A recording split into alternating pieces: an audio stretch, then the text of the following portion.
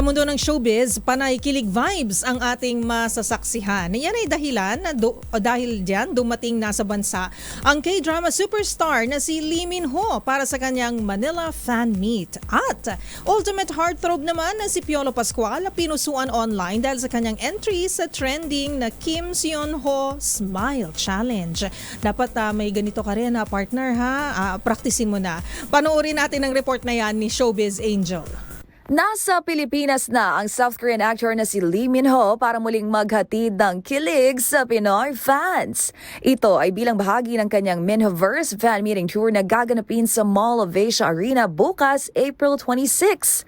Nagkalat na nga sa social media ang ilang videos ng dumating sa Ninoy Aquino International Airport ang K-drama star na minahal sa kanyang mga ginampanang karakter sa mga seryeng Boys Over Flowers, The Heir, City Hunter, The Legend of the Blue Sea at ang latest romance drama nitong When the Stars Gossip. Magunita na huling bumisita sa Pinas si Lee Min-ho October taong 2023. Samantala, sa mundo pa rin ng K-drama, trending nga ngayon ang Kim Seon-ho Smile. Mula yan sa isang eksena ng Korean actor sa hit series na When Life Gives You Tangerines. At syempre, tinagpahuli ang binansagang ultimate heartthrob na si Papa P, Piolo Pascual.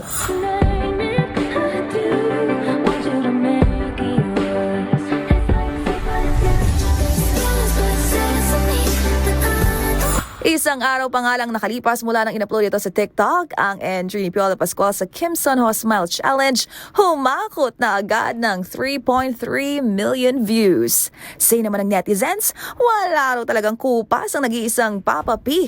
Habang hirit naman ang isa pa, ba't parang pabata ng pabata ang aktor?